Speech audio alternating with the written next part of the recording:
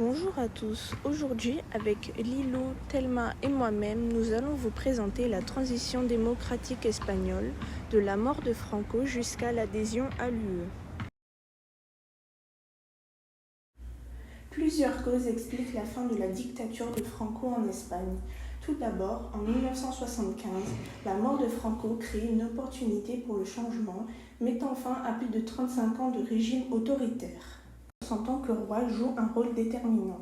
Choisi par Franco pour lui succéder, Juan Carlos surprend en initiant la transition démocratique, se positionnant non pas comme un simple héritier du franquisme, mais comme un acteur de la modernisation politique.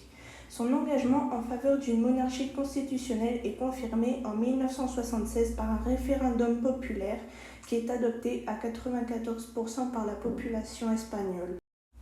L'impact des pressions internationales est aussi une cause importante. Avec le développement de la communauté économique européenne et la montée des démocraties en Europe de l'Ouest, l'Espagne devient de plus en plus isolée. Le pays doit s'aligner sur les valeurs démocratiques pour envisager son intégration dans la CEE, ce qui devient un objectif majeur pour assurer sa prospérité économique.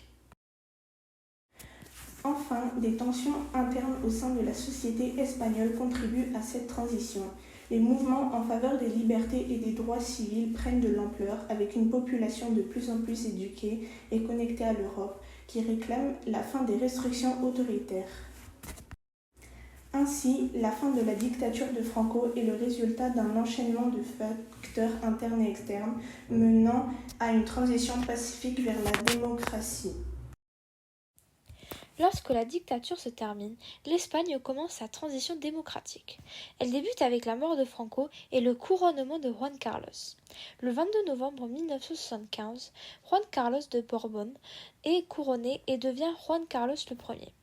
Le 15 mai 1976, le premier journal national El País est créé, montrant l'évolution de l'État vers la démocratie avec la fin de la censure et le début des libertés d'expression. Le 3 juillet 1976, un nouveau président du gouvernement est nominé, Adolfo Suárez. Suárez est chargé par le roi Juan Carlos de mener à bien la transition démocratique dans le but de démanteler les structures franquistes et de conserver la monarchie. Ce nouveau gouvernement est une étape clé de cette transition, montrant bien comment un gouvernement est mis en place aux côtés du roi et leur influence sur l'avenir de l'État. Adolfo Suárez parvient à mettre en place l'un des principes de la démocratie. Il légalise les partis politiques, sauf pour ceux qui sont pour un État totalitaire, mettant donc en place le pluralisme politique dans le pays.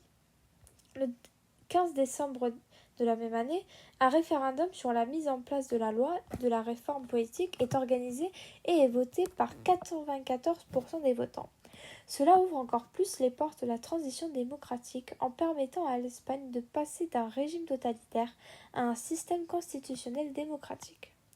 En 1978, un autre référendum est organisé afin que les Espagnols se prononcent sur l'adoption de la Constitution. 88% des voix ont voté pour. Le 29 décembre de cette année, la Constitution est adoptée, ce qui marque le début de la monarchie constitutionnelle en Espagne, une grande étape de la mise en place de démocratie. La Constitution amène de même une garantie de la séparation des pouvoirs, un des 5 principes de la démocratie. Cette Constitution nous présente également un article sur l'organisation du pays qui sera composé de plusieurs autonomies avec leur propre gouvernement, histoire, langue et culture, chose qui n'était pas possible durant le gouvernement de Franco. Malheureusement, malgré tous les efforts mis en place par ce gouvernement et le roi, le pays va devoir survivre encore de nombreuses épreuves durant sa consolidation. La consolidation de la démocratie en Espagne est un processus complexe, nourri à la fois par des avancées comme l'alternance politique et le pluralisme, et par l'adhésion à la communauté économique européenne. La Constitution de 1978 marque le début de cette transition en légitimant la diversité des partis politiques, ce qui symbolise le passage d'une dictature à une démocratie ouverte et pluraliste. Ce pluralisme est essentiel pour atténuer les tensions régionales et pour permettre une coexistence pacifique entre les différentes idéologies au sein de l'État espagnol. L'alternance politique joue également un rôle majeur dans ce processus. Après les premières élections démocratiques, un tournant historique survient en 1982, lorsque le Parti socialiste ouvrier espagnol, dirigé par Felipe González, accède au pouvoir. Ce changement de gouvernement sans violence témoignent de la stabilité et de la maturité croissante de la nouvelle démocratie espagnole, et des réformes sociales et économiques sont alors mises en place pour consolider cette stabilité. Le 23 février 1981, la démocratie espagnole fait cependant face à une grande menace. Un coup d'État est tenté par le lieutenant-colonel Antonio Tellejo, qui fait irruption au Congrès des députés en plein vote d'investiture. Le roi Juan Carlos I s'impose fermement à ce soulèvement en ordonnant aux militaires de respecter le gouvernement démocratique. Ce geste décisif en faveur de la démocratie contribue à ancrer davantage le pays dans le nouveau système et marque un rejet définitif des pratiques autoritaires. En 1986, l'adhésion à la Communauté économique européenne représente une autre étape cruciale de cette consolidation. Ce rapprochement avec l'Europe offre à l'Espagne un accès au marché européen et aux fonds de développement, ce qui accélère son développement économique et modernise ses institutions.